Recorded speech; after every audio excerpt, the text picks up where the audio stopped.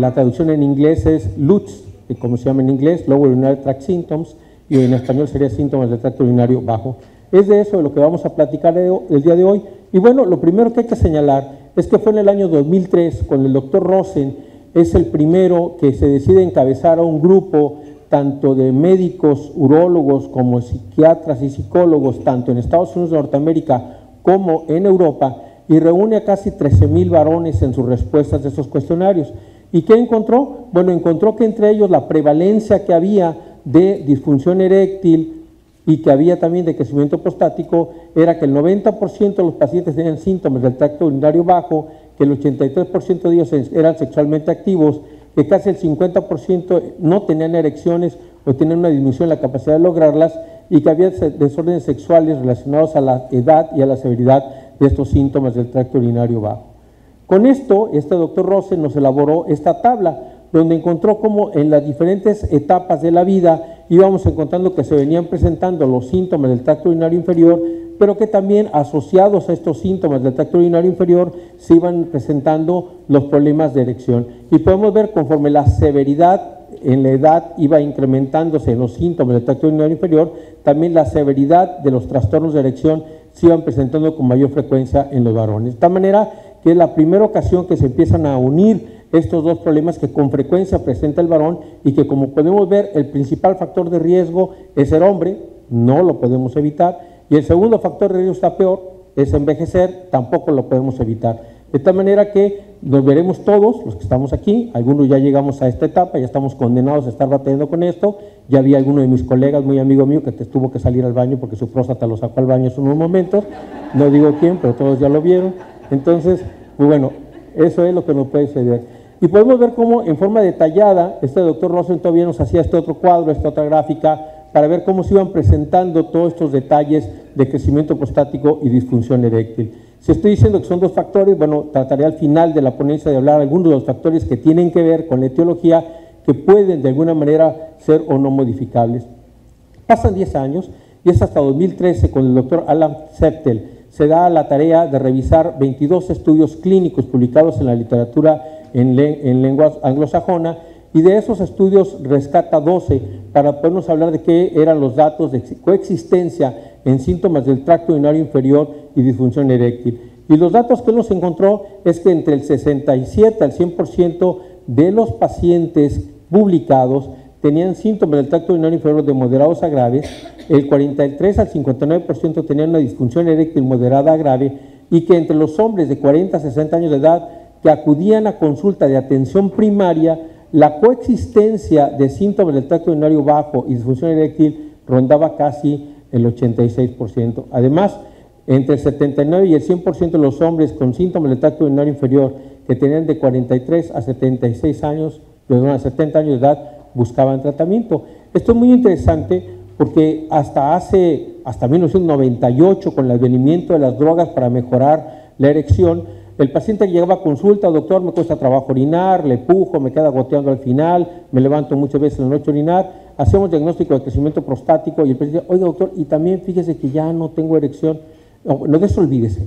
O si no decíamos nosotros, de eso olvídese, la señora volteaba y: mira, cállate, que te arregle la próstata y lo demás ahí déjalo. ¿Sí? Entonces nos enfrentábamos a eso. ¿Qué hacíamos? Pues no teníamos muchos recursos en el pasado. Hace un momento, más bien en el desayuno, estaba platicando con dos colegas que estaban ahí, y platicaba con ellas que qué hacíamos antes del 98.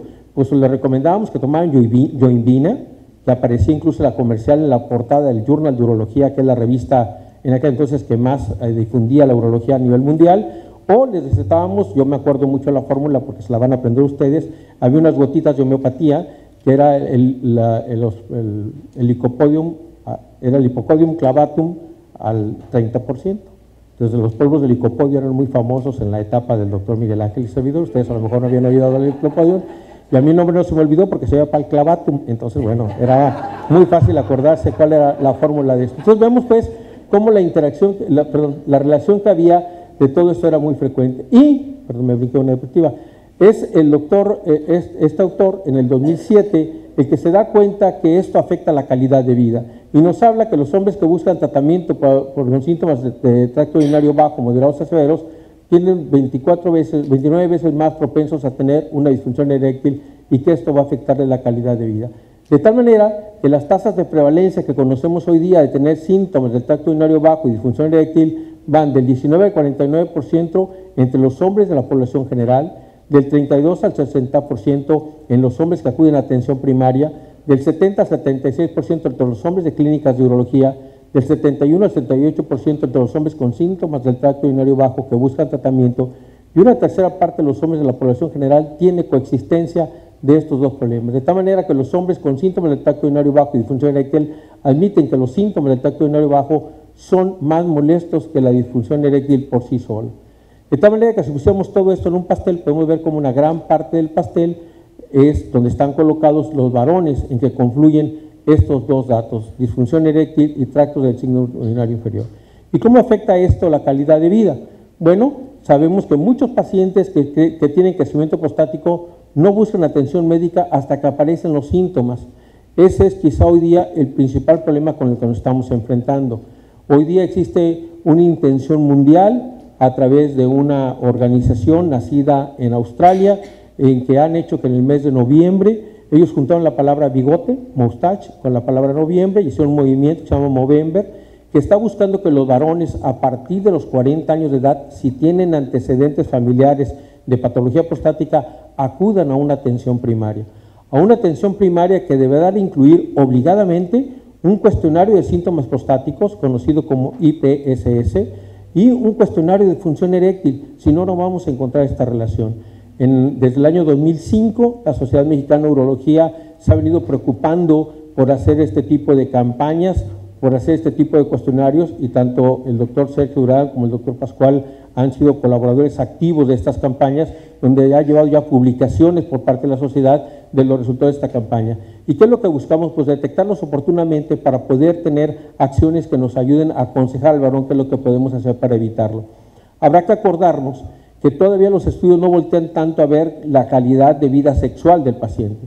Y lo que le estamos interrogando es qué es lo que más le molesta. Y como podemos ver en este cuadro, a mero abajo vemos lo que más le molesta al varón. Y lo que más le molesta al varón es la gotita traicionera, esa gotita que queda al final. Y por eso podemos ver que muchos de los hombres, después de los 45, 50 años, usamos ropa oscura para que si la gotita traicionera queda ahí no se nos nota en el pantalón. A mí no se me nota porque me puse pañal, entonces estoy protegido el día de hoy para que no se note qué es lo que me está pasando, ¿sí? Entonces, hoy día todavía se decía, hasta estas fechas del 2003, que se desconocía si la disfunción sexual con síntomas del tracto urinario bajo era provocada por las alteraciones que provocaba el problema de la próstata, es decir, por la falta de sueño, por la ansiedad que tenía el paciente, o si eran únicamente de índole psicológico. Se hablaba también que la relación que se tenían estos dos síntomas confirmaba la necesidad de tomar en cuenta la sexualidad en la evaluación inicial de estos pacientes, con estos dos cuestionarios, el IPSS y el IIEF. Bueno, si todo esto nos preocupa y se aúna a esto, a lo que le preocupa a Abraham, podemos ver que el paciente que padece la próstata acá abajo está preocupado por su actividad sexual y por satisfacción sexual. Y muy importante, los tratamientos que podemos ofrecer para un paciente que se presenta con crecimiento prostático, los mismos tratamientos van a afectar la sexualidad del paciente. ¿Qué le podemos dar para que baje el tamaño de la próstata? Para que baje el tamaño de la próstata le vamos a dar medicamentos que van a bajar la captura de testosterona, y esto va a disminuir el apetito sexual, y al disminuir el apetito sexual, aunque no directamente, indirectamente se va a afectar la calidad de erección que tengan esos varones. Por otro lado, si queremos que mejore el síntoma miccional, le vamos a dar medicamentos alfa bloqueadores, y algunos de ellos, sobre todo el más utilizado, que yo no entiendo todavía a nivel mundial por qué la tamsulosina ha sido tan famosa, cuando hay otros como la doxazoxina, que es mucho más eficaz, que tiene una vida media mucho más larga, y la tamsulosina la prescribimos a diestra y siniestra y tiene el grave efecto colateral de que provoca eyaculación retrógrada. Y en muchos de los casos, este problema de eyaculación retrógrada puede llevar a que en la pareja surjan trastornos de la pareja. Yo recuerdo en alguna ocasión una conferencia que estaba dando con unas doctoras allí en Guadalajara, y cuando dije que los tratamientos con alfa bloqueadores evitaban que el paciente eyaculara, dije, pero eso no tiene nada que ver. Dije, así no ensucian las sábanas. Y una doctora me dijo, no doctor, para nosotros las mujeres es importante que el hombre eyacule. Y hasta entonces aprendí yo la importancia que tenía el que el varón eyacule. Entonces, por eso tenemos que involucrarnos más en hacer una buena evaluación de lo que está pasando en el paciente, porque si no, cuando el paciente ya tiene unos síntomas que ya son moderados con un score de IPSS de 19, pues el paciente va a disminuir su función sexual, su interés sexual, su capacidad de mantener una erección, su satisfacción sexual, su capacidad eyaculatoria y su volumen de eyaculado.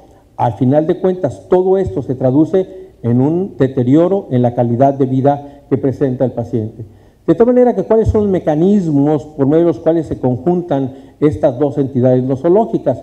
Bueno, primero de ellos es esto. Esto es un cuadrito muy viejo, es del 2005, muy bonito para todos los urólogos, porque hablábamos de que aquí tenemos nosotros por dónde venían los nervios y que estaban cerquitas a la próstata, y que cuando hacemos una cirugía radical de próstata, y es la pregunta que muchos pacientes hacen, doctor, quítemela toda.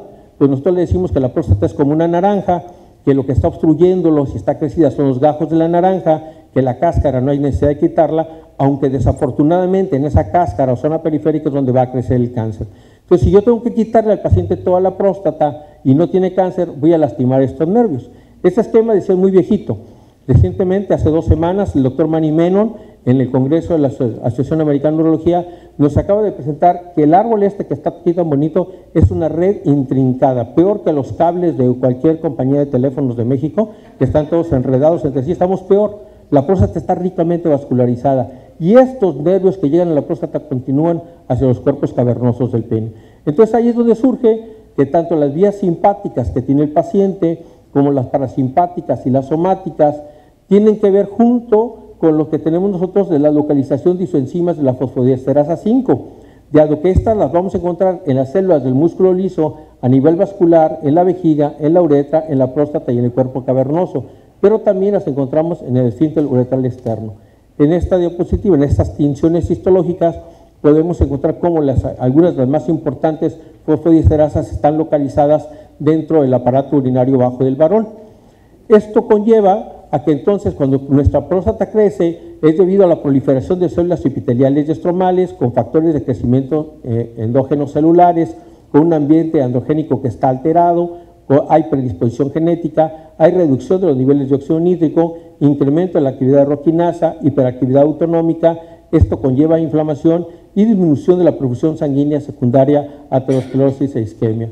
Todo esto, sobre todo la reducción de los niveles de óxido nítrico, sintetasa y de óxido nítrico, son de los factores que llevan también a incremento de la actividad de la roquinasa, y esto hace una disinergia autonómica que lleva a que se trastornen los mecanismos de la micción y se trastornen también los mecanismos de erección que tiene el paciente. Un factor importante también, lo señaló el doctor Pascual, es el hecho de la isquemia que podemos tener el perine. Al estar mucho tiempo sentados, esto provoca que haya una falta de circulación en la zona de la próstata, falta de circulación que también llega a la zona de los cuerpos cavernosos del pene, y esto puede conllevar a que haya una isquemia. Es otro de los factores por hipoperfusión sanguínea crónica de vejiga, próstata y pene. De tal manera que aquí podemos pensar quiénes son algunos de los gentes que más vemos con problemas de crecimiento prostático y de erección. Los choferes.